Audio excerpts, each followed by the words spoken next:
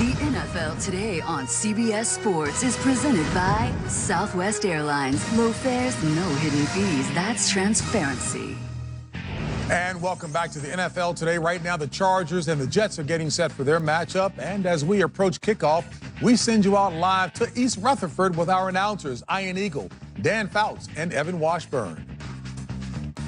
JP, happy holidays from the Garden State, Week 16 in the NFL.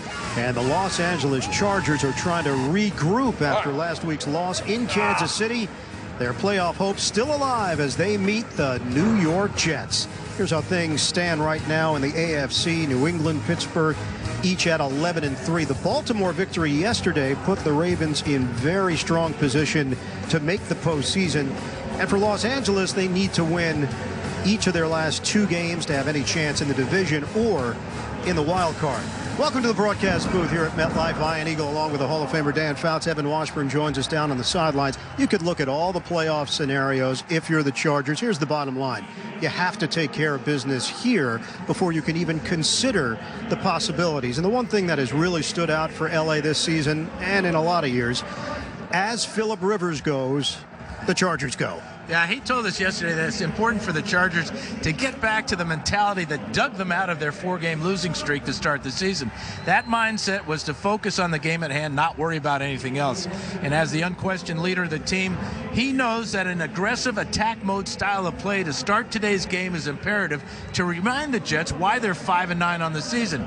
But he also knows that if he repeats that 3-interception game against the Chiefs last week, the Chargers could be done for the year. Chargers are not 100% far from it right now. Let's get an update down on the field. Evan Washburn. Yeah, and that loss to Kansas City really took a toll on this Chargers roster. A number of key players out due to injury, none bigger than left tackle Russell Okung, who will not play due to a groin injury. So that means a rookie in Sam Tevi will step in. They're also without starting tight end Hunter Henry. So Antonio Gates back in the spotlight. The defense is hit with 2 starters out.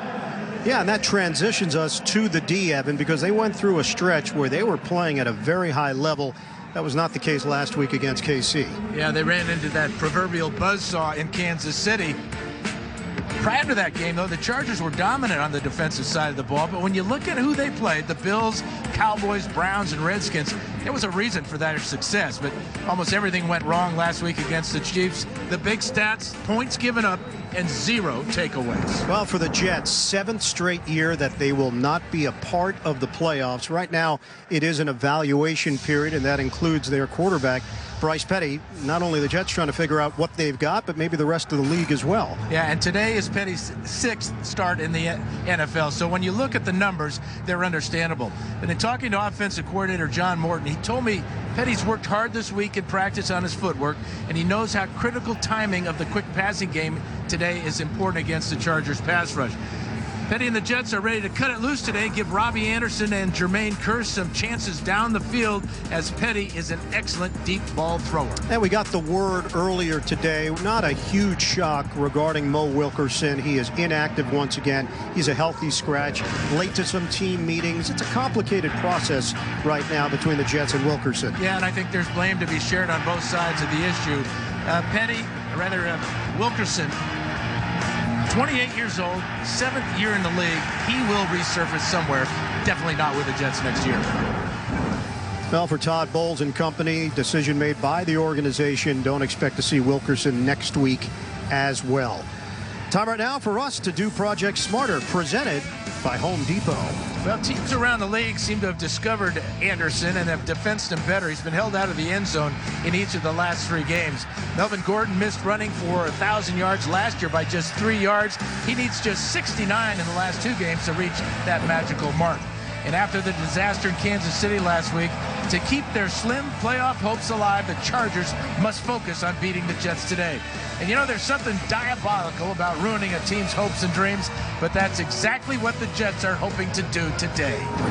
It is the 37th all-time meeting between the Chargers and the Jets. Countdown to kickoff continues. The NFL on CBS from East Rutherford, New Jersey.